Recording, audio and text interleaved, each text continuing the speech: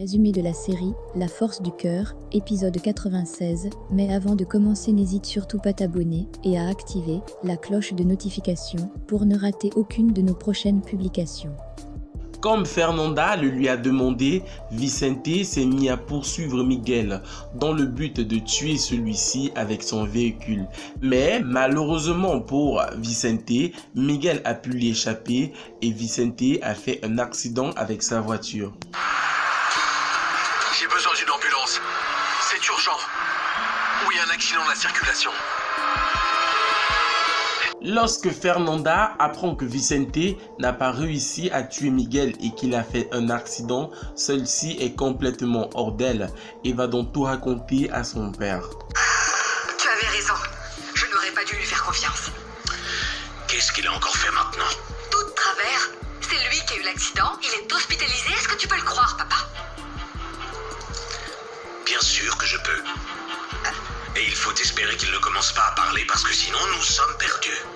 Je préfère être entre les mains de Miguel que celle de Vicente. Attends, qu'est-ce que tu racontes? La vérité. Un imbécile est toujours plus dangereux qu'un ennemi. De l'autre côté, à l'hôpital, le petit Nicolas est très malade et son état ne fait que empirer. Le patron de Samantha vient donc l'informer à elle et à Willy que les médecins ont décidé de faire une greffe de rein au petit Nicolas. Une greffe de rein? Oui, on va le mettre sur une liste d'attente. Je ne connais pas grand-chose à ces listes, mais j'imagine qu'il doit y avoir beaucoup de monde. Oui, tu as raison. De nos jours, il y a malheureusement très peu de donneurs et énormément de gens qui ont besoin d'une greffe. Et s'il ne peut pas attendre? Il a l'air si mal. J'ai parlé au médecin. Premièrement, on va voir si je suis compatible et sinon il sera inscrit sur la liste. Toi? Oui. Je me suis proposé comme donneur. Je ferai tout ce que je pourrai pour lui sauver la vie. Fernanda se rend dans la maison de Juan Marcos et continue à jouer le jeu. Elle fait comme si elle n'était pas au courant de ce qui se trame entre Vicente et Miguel. Je suis sous le choc. J'ai appris ce qui s'est passé entre Vicente et Miguel. Je n'arrive pas à le croire. Oui. Encore un épisode lamentable. Vicente est devenu fou. D'abord, il m'attaque moi. Et ensuite, Miguel. Tu sais comment il va? J'ai appelé l'hôpital et on m'a dit qu'il allait mieux. Que son état était stable, mais je ne sais pas, j'ai vraiment peur. Je crois que Vicente a perdu la tête, il est capable de dire ou de faire n'importe quoi. Je te jure que s'il essaie de te faire du mal, Juan Marcos, j'en mourrai. Je crois que toi aussi tu devrais porter plainte. Vicente ne peut pas rester impuni. Après ce qu'il vous a fait à toi et à Miguel. Oui, mais j'éprouve de la honte. De la honte? Tu sais que je suis sentimentale. Et à vrai dire, je me rappelle ces bons moments que nous avons vécus tous les deux quand on était amis, ils étaient à mes côtés à me soutenir. Alors que toi, tu te moquais de moi. Quand toi, tu m'as rejeté, que tu m'as humilié.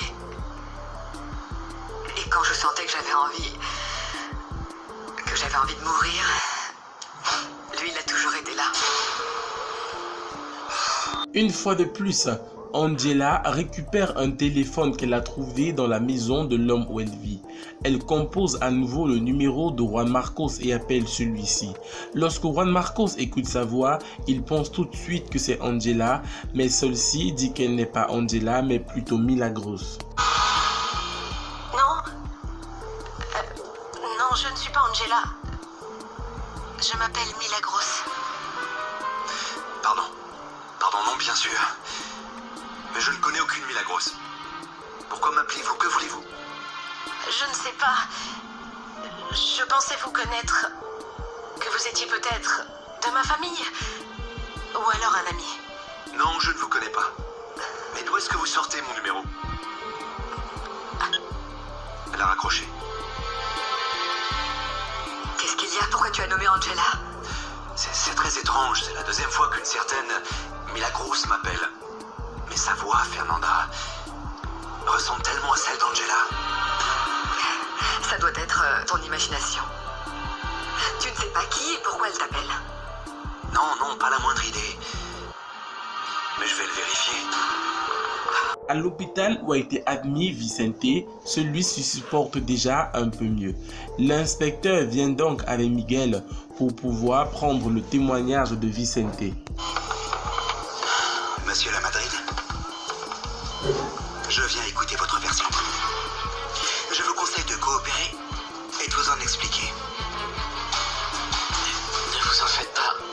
Je vais tout vous raconter. Parlez Lamadrid. Racontez-moi pourquoi vous avez voulu me tuer. Valdez, vous ne pouvez pas être ici. Cet homme sait des choses et il en sait plus que ce qu'il prétend, monsieur.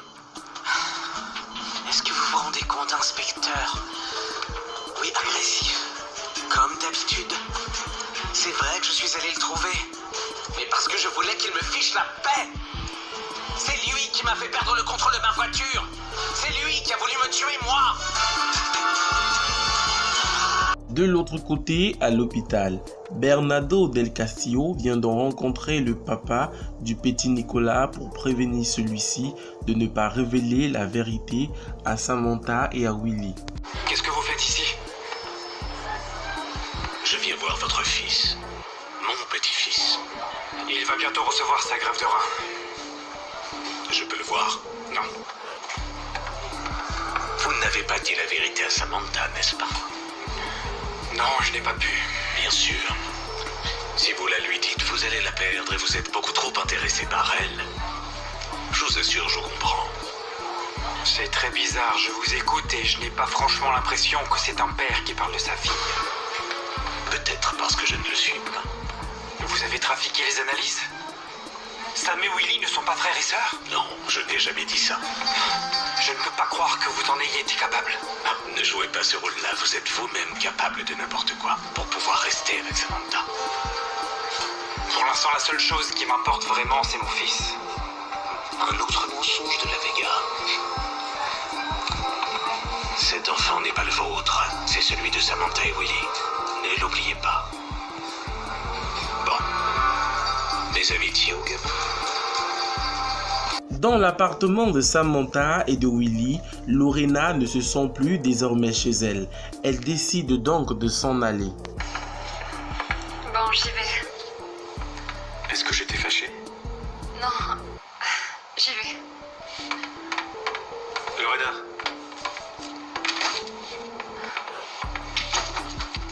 J'espère simplement que tu ne vas pas aller retrouver un de tes amis.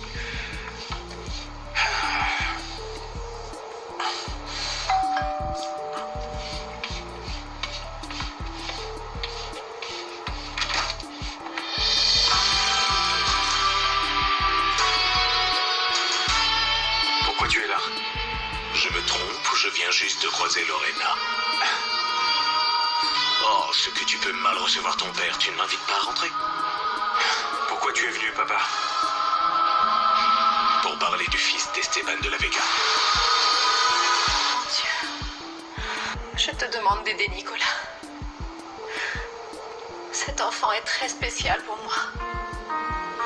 D'une certaine manière, sa présence m'aide vraiment à ne plus penser à tout ce que j'ai pu perdre, mais plus à ce que j'ai.